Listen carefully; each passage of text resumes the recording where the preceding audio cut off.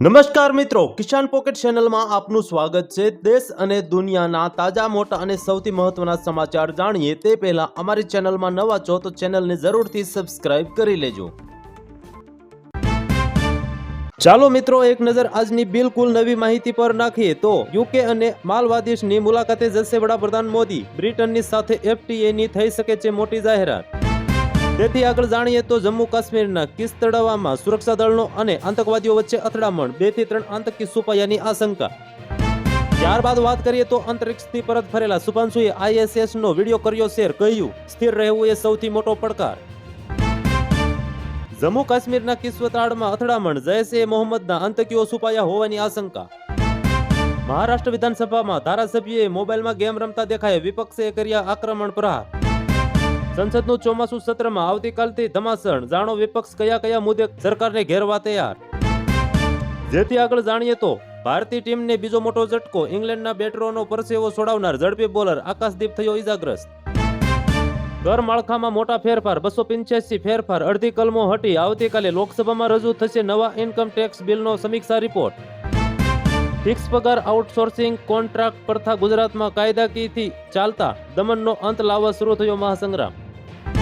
ત્યારબાદ માહિતી લઈએ તો રશિયામાં 1 કલાકમાં 5 ભૂકંપ, સૌથી જોરદાર આંચકો, 7.4ની તીવ્રતાનો, સુનામીની ચેતવણી।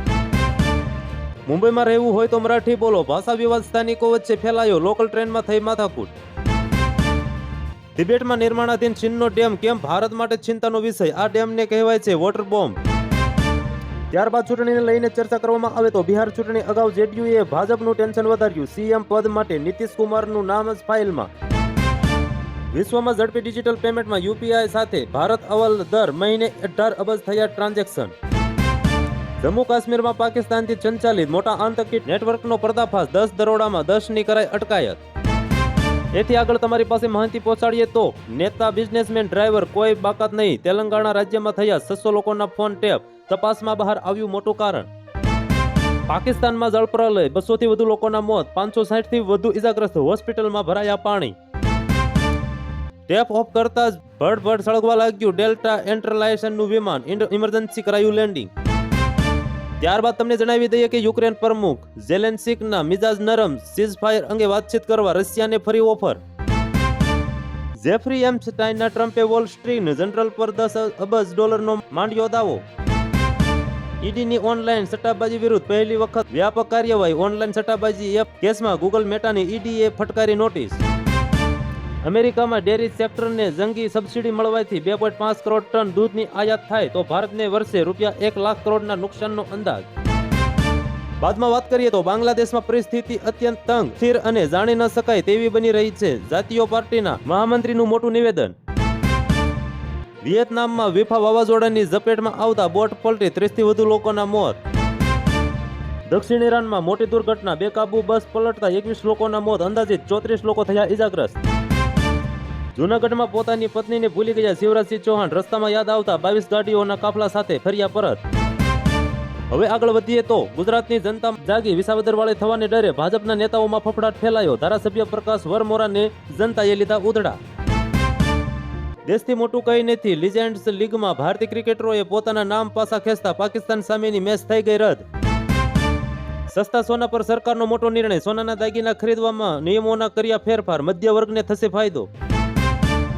ચૈતર વસાવાની ધરપકડનો મામલો પહોંચ્યો હાઈકોર્ટમાં, જામીન માટે હવે ધારાસભ્યએ ખખડાવ્યા ગુજરાતના હાઈકોર્ટના દરવાજા। ઉદ્ધવ ઠાકરેને ઓફર બાદ ફડણવીસ આદિત્ય ઠાકરે ગુપ્ત બેઠક, મહારાષ્ટ્રમાં રાજકીય ભૂકંપમાં મોટા એંધાણ।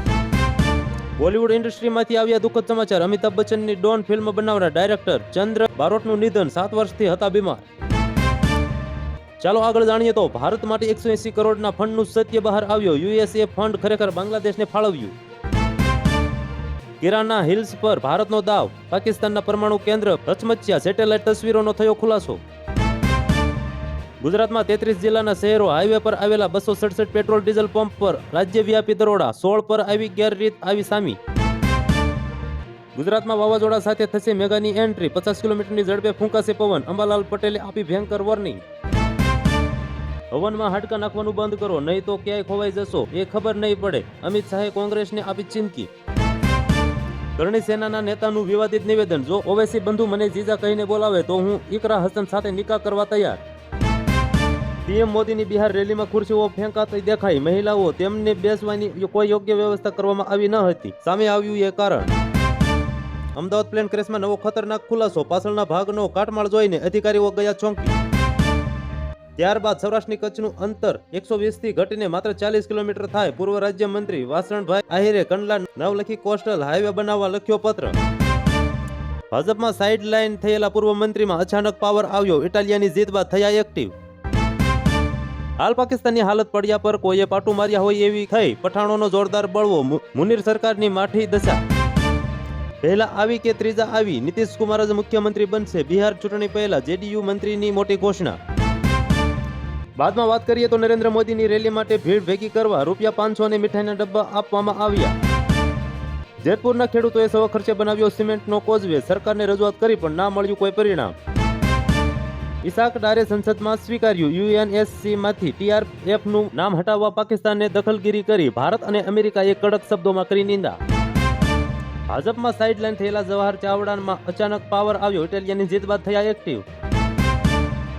આગળ મળતી માહિતી પ્રમાણે વાત કરીએ તો પીએનજી ભાવને લઈને સૌથી મોટો નિર્ણય, ઘરેલું ઉપયોગ માટે એક્શનમાં આવશે નવા ભાવ. પાકિસ્તાનને ફરી એકવાર ભારતના હુમલાનો સતાવડો ડર, 23 જુલાઈ સુધી પોતાની એક્સપ્રેસ કરશે બંધ. ભરૂચમાં વીજ કંપનીએ ગ્રાહકોને 87 લાખનું બિલ ફટકાર્યું, અધિકારીઓએ ટેકનિકલ ભૂલ ગણાવતા રાહતનો લીધો શ્વાસ. આપના એમએલએ સૈતર વસાવાની જામીન મેળવવા હાઈકોર્ટમાં કરવામાં આવી અરજી. બોટાદના એમએલએ ઉમેશ મકવાણાના ભ્રષ્ટાચાર કરી તમામ અધિકારીઓ પાસેથી હપ્તા લેવામાં આવ્યો આક્ષેપ. પાકિસ્તાન સામે મેચ પહેલા ભારતીય ખેલાડીઓએ રમવાની પાડી ના, અચાનક નામ ખેંચ્યું પાછું. એમએલએ ગોપાલ ઇટાલિયાની એક્શન અવતાર, ગ્રામજનો ખેડૂતો યુવાનોની સમસ્યા અંગે કરી રજૂઆત.